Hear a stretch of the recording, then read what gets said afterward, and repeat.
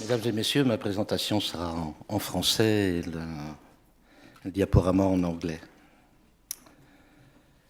Ce n'est pas une revue scientifique ni un état de l'art des connaissances sur ce qu'on appelle les perturbateurs endocriniens que je vais vous faire, mais plutôt un petit aperçu de l'historique de ce dossier que je connais un peu puisque ça va faire maintenant 25 ans que j'y travaille, mais je vous préviens, ça ne sera pas politiquement correct.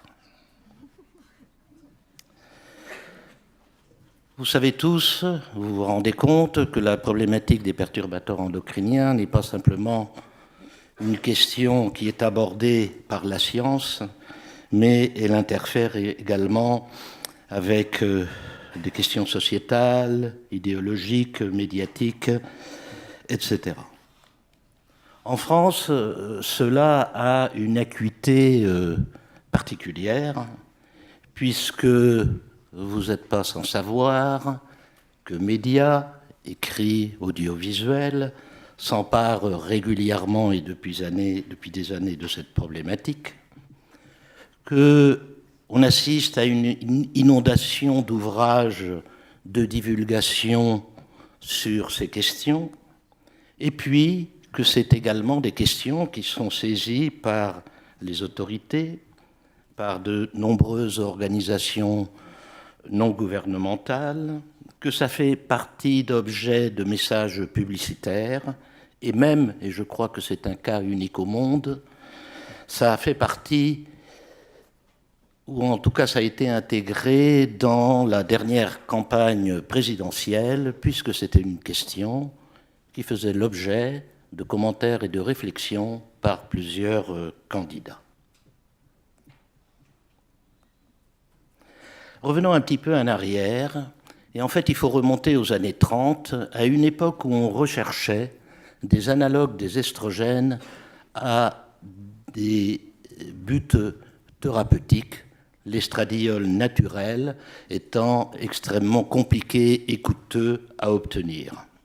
Un ensemble de publications publiées dans la revue prestigieuse Nature dans les années 30 rapporte l'identification d'un certain nombre de ces analogues, certains d'entre eux très connus, éthénylestradiol, diacétylbestrol et bisphénol. Les deux premiers, de très forte efficacité, furent utilisés, et quand bien même ils ont entraîné des conséquences désastreuses, le cas du diacétylbestrol, vous le connaissez bien, et le cas de l'éthénylestradiol, je dirais, désastreux, mais souhaité, puisque c'est le principe actif de la contraception orale. Et puis finalement, le fameux bisphénol A, dont aussi vous en avez entendu parler, et cette molécule fut déjà à l'époque écartée, puisque son potentiel estrogénique, comparé à toutes ces autres molécules, était extrêmement faible, et il fut totalement abandonné jusqu'à ce qu'on le retrouve quelques décennies plus tard dans tout autre contexte. Entre les années 40 et les années 90, on assiste à l'acquisition de très nombreuses connaissances qui permettent d'identifier parmi des composés naturels, mais aussi fabriqués par l'homme, des substances qui possèdent des activités hormonales, et en particulier des activités hormonales de type stéroïde, estrogène, androgène. En même temps, on assiste, et ça c'est des observations à partir des années 50, des troubles dans la faune sauvage, dans la faune domestique, lorsqu'elle est exposée de façon naturelle à des composés naturels ou bien dans des circonstances accidentelles à des agents polluant l'environnement. Et on suspecte que cela puisse agir moyennant un mécanisme hormonal. Et puis finalement, surtout au début des années 1990, on rapporte un ensemble de troubles de la fonction de reproduction chez l'homme, par exemple la diminution de la qualité du sperme, et on suspecte à l'époque, comme l'une des hypothèses, que cela pourrait être dû à l'exposition des populations à des substances répandues dans l'environnement et disposant de propriétés hormonales. Richard Sharp, en Angleterre, publia même, il y a un peu plus d'une dizaine d'années, un article qui disait « Nous baignons dans une mer d'estrogène ». Donc vous voyez que l'image est parlante. Puis, c'est en 1991 qu'apparaît, après 50 ans de recherche sur ces substances hormonales, le terme et l'expression perturbateur endocrinien. Celle-ci se produit, c'est intéressant de savoir, au cours d'une réunion d'une vingtaine de scientifiques aux États-Unis, dans le cadre d'une réunion qui est sponsorisée par une ONG environnementale, la John Alton Foundation, qui était à l'époque une association antinucléaire et puis qui a évolué vers d'autres horizons. Et donc les auteurs synthétisent toutes ces connaissances acquises en parlant de perturbateurs hormonaux, comme justement ces substances, soit naturelles, soit fabriquées par l'homme, susceptibles donc de perturber le système endocrinien. Et ils mettent l'accent que ces substances peuvent ou pourraient agir sur des fenêtres d'exposition sensibles, et en particulier pendant le développement embryonnaire et fœtal. Et cela rejoint d'ailleurs l'hypothèse de Baker sur l'origine fœtale des maladies, en particulier sur les maladies cardiovasculaires. Mais la particularité de cette apparition du terme et de cette réunion de consensus, c'est que les auteurs veulent en plus sensibiliser les autorités publiques et la communauté scientifique sur ces questions. Donc vous voyez, il y a une première interaction avec le sociétal. En ces années, ce terme apparaît comme un terme très attractif pour la communauté scientifique et je me rappelle, c'est à l'époque où j'ai commencé à travailler sur ces questions, car finalement ça conceptualisait toute une série de substances qui se focalisaient sur la fonction de reproduction et qui pourraient agir éventuellement à travers des mécanismes hormonaux de type estrogénique. Et ça donnait effectivement des nouvelles perspectives concernant un mécanisme original de toxicité peu évoqué jusqu'alors, c'est vrai, dans le passé. Alors, à partir de là, et je fais court, il y a des tentatives de définition, puis apparaît cette définition qui fait actuellement consensus, mais qui est très vague, définie par l'OMS, comme quoi les perturbateurs endocriniens seraient des substances qui interagiraient avec le fonctionnement endocrinien d'un organisme et pourraient donc avoir des conséquences néfastes. Mais ce qui est intéressant, c'est qu'ils ajoutent dans cette même définition un perturbateur endocrinien potentiel. Et donc un perturbateur endocrinien potentiel, c'est celui qui potentiellement pourrait avoir des effets. Mais vous voyez que le mot potentiel, ça laisse à plein d'interprétations, comme nous allons le voir. Et en effet, les choses se compliquent. Parce que si bien ce concept initial de perturbateur endocrinien se situe dans un cadre de recherche tout à fait légitime et passionnant par ailleurs, en absence de définition standardisée et de bien ou peu encadrée, le concept a évolué finalement pour l'ensemble du système endocrinien, qui est complexe et multiple, mais aussi avec les systèmes de signalisation non endocrinienne. En effet, on sait que l'ensemble des signaux endocriniens, bien que différents les uns des autres, interagissent entre eux. Et qu'ils interagissent également avec la signalisation non endocrinienne. Autrement dit, s'il n'y a pas de discernement, finalement, toute substance qui interagirait d'une manière ou d'une autre avec un système de signalisation d'un organisme pourrait être qualifiée de perturbateurs endocriniens. Deuxièmement, on sait que les maladies non transmissibles et acquises sont toujours liées, plus ou moins, à des modifications de la signalisation. De ce fait, là encore, sans discernement, la liste des atteintes, des maladies liées à ces substances, finalement, pourrait être illimitée. Je viens de consulter Medline hier, et la dernière publication sur le bisphénol A, une étude chinoise, associe le bisphénol A à des troubles du sommeil. C'est nouveau, ça vient de sortir. Et étant donné qu'il n'y a pas de définition opérationnelle claire et précise pour les définir, ben finalement, la liste de ces substances est tout à fait imprécise et potentiellement illimitée. L'une de ces listes, il n'y a aucune liste officielle, entre guillemets, mais la plus usitée, la plus employée, la plus citée est la TEDx, d'une association environnementaliste américaine, me semble. À peu près 1400 substances y sont signalées. Et on y voit les grands classiques.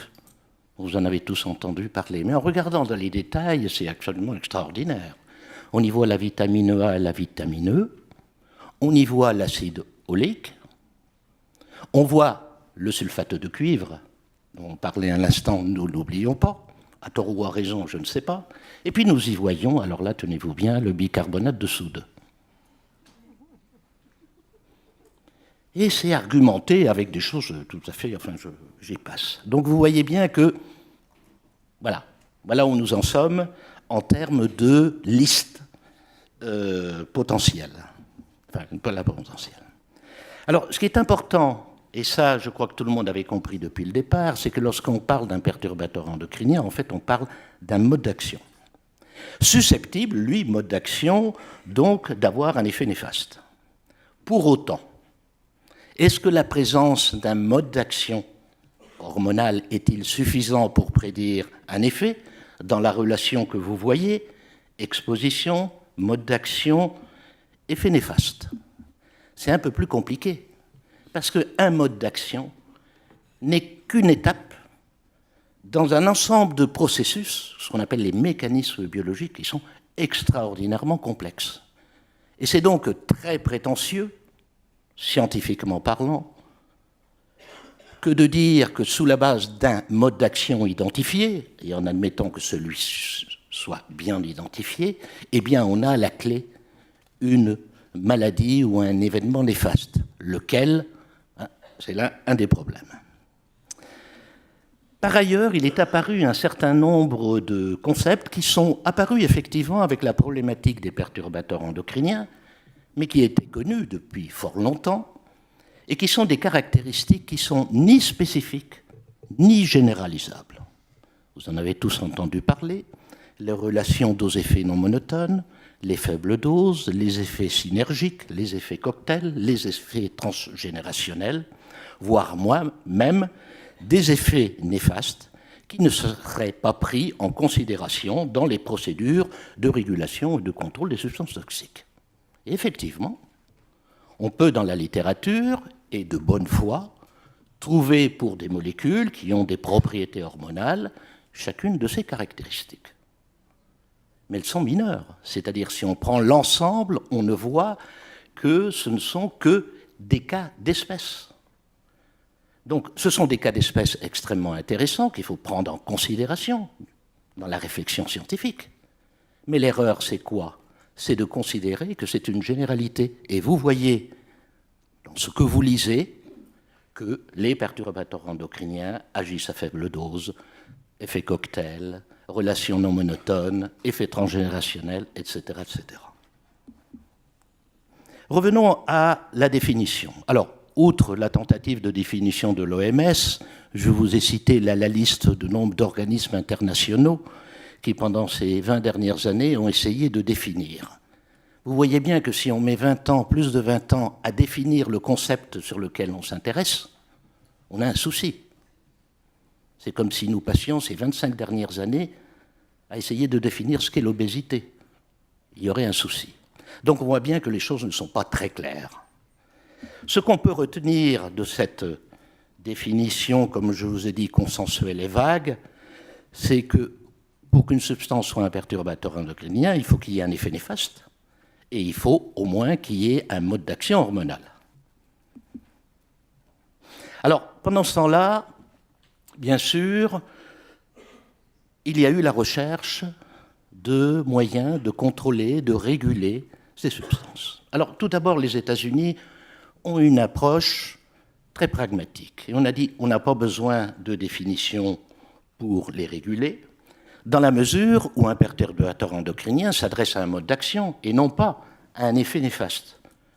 Et la régulation concernant les effets néfastes existe par ailleurs. Par contre, comme c'est une problématique nouvelle, nous allons investir, et c'est ce qu'ils font aux États-Unis, pour développer des outils, pour identifier des modes d'action qui effectivement pourraient être prédicteurs d'effets sur la santé. On pourrait en parler pendant une demi-heure sur cette procédure, mais en gros, améliorons la connaissance pour que justement on puisse un jour, de façon rationnelle, prendre en compte cette problématique. L'Europe peut être due à la pression de nombreux acteurs, est partie à la recherche d'une définition opérationnelle et pragmatique sur la base, bien sûr, de la définition initiale de l'OMS, avec comme un objectif de proposer quelque chose qui exclurait, bien sûr, la régulation des effets néfastes qui existent par ailleurs, les cancérogènes, les mutagènes, les reprotoxiques, les neurotoxiques, et j'en passe. Et donc, ils sont arrivés récemment à cette proposition, comme quoi un perturbateur endocrinien, son exposition doit conduire à un effet néfaste. Deuxièmement, que ce composé doit avoir un mode d'action hormonal. Mais troisièmement, que l'effet néfaste soit effectivement une conséquence au moins vraisemblable du mode d'action en question. Donc, 3. Alors, cette approche a été très critiquée. La première et la deuxième, le premier et le deuxième de ces deux critères ne posent pas trop de problèmes. Le troisième, c'est un peu compliqué, parce que, bien sûr, pour arriver à faire le lien entre un mécanisme et un effet adverse, on a besoin d'acquérir d'énormément de connaissances que nous n'avons pas. Et donc, un certain nombre d'acteurs de la société a proposé, finalement, de supprimer cette dernière ligne, 5 minutes, c'est bon, cette dernière ligne, et de faire plus un classement par le danger sans tenir compte du risque. Je ne rentre pas dans les détails.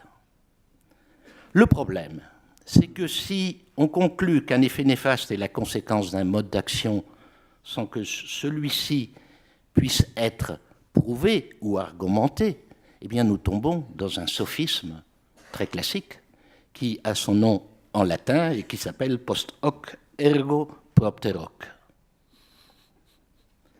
Or, ce sophisme, c'est lui qui explique en grande partie les idées reçues, les croyances, les superstitions, les idées magiques, etc. Je vous rappellerai qu'au milieu du XIXe siècle, Claude Bernard, un des fondateurs de la science et de la médecine moderne, lutta justement contre ce sophisme. Il est dramatique de voir que de siècles après, on revienne en arrière et on n'ait pas ces éléments de réflexion. Alors, qu'est-ce qui ne va pas? Et ça sera ma dernière diapositive. Nous l'avons vu, la problématique des perturbateurs endocriniens reflète à l'heure actuelle un concept flou avec des frontières incertaines. On ne sait pas où ça commence, on ne sait pas où ça finit. La controverse scientifique existe, mais ça c'est bien, parce que la science n'avance que par controverse. Et s'il n'y avait que de la controverse scientifique, ce n'est pas un problème en soi, ce n'est pas un problème. Le problème est ailleurs. Pourquoi tant d'ambiguïté? Eh bien, moi, j'aime bien balayer devant la porte, ma propre porte, et j'aime bien dire que les scientifiques ont une grande partie de responsabilité. Certains, ils assument les particularités que je vous ai citées comme des généralités, et donc on transmet un message incorrect, faux, confus. D'autres ignorent, alors là, n'en parlons même pas, les procédures de contrôle et de régulation des substances, avec, bien entendu, une confusion entre la notion de danger et de risque. Et puis certains agissent comme des chevaliers blancs. Je veux dire par là qu'il est très facile de se positionner dans le débat en disant « je protège la population écoutez-moi, je suis là pour défendre la veuve et l'orphelin. Mais après tout, est-ce que chacun d'entre nous ici, quoi qu'il pense sur les perturbateurs endocriniens, est-ce que nous ne sommes pas là pour protéger les citoyens, pour protéger les populations? Pourquoi s'attribuer certains droits que les autres ne partageraient pas? Tout ceci conduit finalement à des interprétations très simplifiées, et je finirai par dire que tout cela, c'est ce qui constitue finalement les petites pierres, les sémences de ce que l'on appelle les tierces parties de centres d'intérêt divers et variés, politiques, idéologiques et sociétaux. Ça me fait penser la phrase de Cicéron, Damnant quod non intelligentunt. On interdit quand on ne sait pas, ou on interdit quand on ignore. C'est un peu finalement ce qu'on observe sur ce sujet, sur bien d'autres. Face à l'incertitude scientifique, voilà, supprimons totalement l'objet du débat. Et puis, reste à la fin le recours au principe de précaution. Et là-dessus, je ne m'étendrai pas. Pourquoi? Parce que le principe de précaution est un principe politique qui appartient à la société, c'est-à-dire aux citoyens, à chacun d'entre vous. Je ne vois pas pourquoi, moi, en tant que scientifique, je vais essayer de vous influencer sur le principe de précaution. Le drame avec le principe de précaution, qui est, comme vous le savez, de frontières très larges, est de vouloir l'avancer avec des arguments dits scientifiques. Rappelez-vous, je vous ai dit qu'il y a débat et controverse. Alors, laissons qu'il y ait débat sociétal, très bien. Qu'on veuille interdire les perturbateurs endocriniens, comme la mairie de Paris l'a voulu il y a quelque temps, ben, si on veut interdire le bicarbonate de soude, tant pis pour les pâtissiers. Mais le choix est pris. Mais qu'on ne se base pas sur la science pour prendre et faire ses choix. Finalement, ce sera ma dernière phrase, lorsque je croise un interlocuteur qui veut parler avec moi sur les perturbateurs endocriniens, la première question que je lui pose, c'est « Et pour toi, qu'est-ce que c'est qu'un perturbateur endocrinien ?» Merci.